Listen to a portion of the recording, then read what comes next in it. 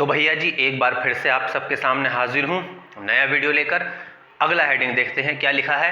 हमने लिखा है आणविक द्रव्यमान। आणविक द्रव्यमान किसे कहते हैं और कैसे उसे ज्ञात करते हैं। तो बहुत सिंपल, किसी अणु का आणविक द्रव्यमान। तो आपसे सिंपल एक क्वेश्चन पूछा जा सकता है कि भाई आणविक द्रव्यमान किसका निकालते हैं, अणु का द्रव्यमान निकालते हैं।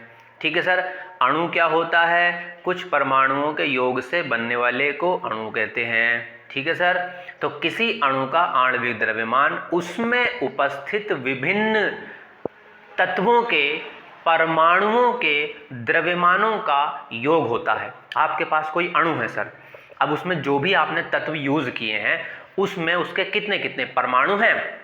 परमाणु द्रव्यमान को निकालने के लिए अगर मान लीजिए उसके अंदर आपने दो तत्व यूज किए हैं तो दोनों का परमाणु द्रव्यमान निकाल के जोड़ दीजिए या दोनों के परमाणु द्रव्यमान को ऐड कर दीजिए तो आपको उस अणु का आणविक द्रव्यमान मिल जाएगा। सिंपल सी एक बात है।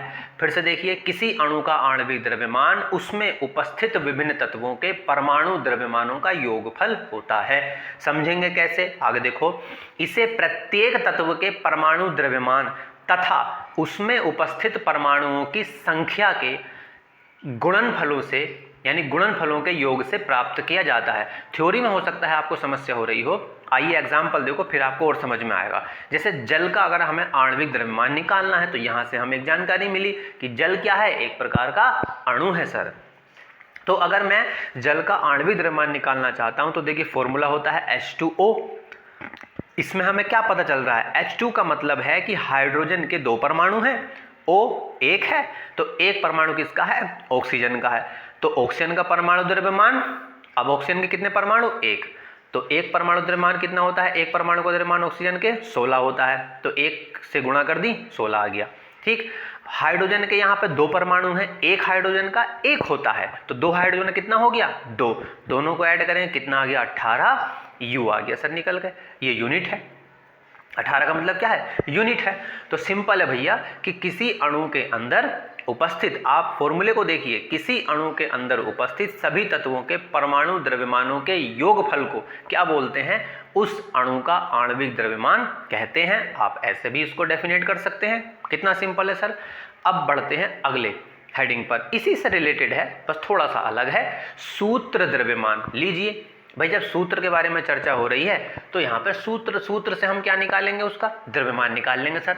तो किसी पदार्थ के सूत्र से प्राप्त किया गया द्रव्यमान उसका सूत्र द्रव्यमान कहलाता है। कितना सिंपल है, किसी पदार्थ का आपके पास सूत्र दे रखा है उसका, तो उसको आप कैलकुलेट करेंगे, परमाणु द्रव्यमान उसका निकाल लेंगे, वही द्रव्यमान आपका क्या कहलाएगा, सूत्र द्रव्यमान कहलाएगा। एग्जाम्पल में आप, बहुत सिंपल सा एग्जाम्पल लिखा है मैंने, आप देख सकते हैं, सोडियम क्लोराइड यानी नमक यानी NaCl का सूत्र द्रव्यमान, NaCl क्या है, सोडियम क्लोराइड का सूत्र है, तो मैं इसका द्रव्यमान निकालूंगा। अब देखो सोडियम भी एक ही है, Cl भी एक है, तो बस दोनों के परमाणु द्रव्यमानों को जोड़ दो, आपको सोडियम क्लोराइड का सूत्र द्रव्यमान प्राप्त हो जाएगा। कितने सिंपल है देखो। अब सोडियम का एक परमाणु तो एक परमाणु का द्रव्यमान 23, तो 23 से गुणा कर दी, प्लस क्लोरीन का परमाणु इसमें एक है। ठीक है सर, एक परमाणु का द्रव्यमान 35.5, तो गुणा कर दी, कितना मिला, 35.5 ही मिला, दोनों को ऐड किया 58.5 हो गया। ये होता है आपका सूत्र द्रव्यमान। और इससे पहले मैंने आपको बताया आणविक द्रव्यमान। दोनों को अच्छे से याद कर लीजिए, लिख लीजिए, चाहे तो नोट कर लीजिए, मोस्ट हैं, अच्छे हैं। मिलते हैं जल्दी से किसी फिर से नई क्या बोल दिया मैंने लास्ट में, मैं भी भैया फंबल कर जाता हूँ, कोई दिक्कत नहीं है। तो वो मैं बोलना चाहता था कि मिलते हैं फिर से किसी नई वीडियो में, तब तक के लिए सभी को नमस्ते, जय हिंद, अपना ख्याल रखिए, खुश रहिए, सभी को टाटा बाय बाय।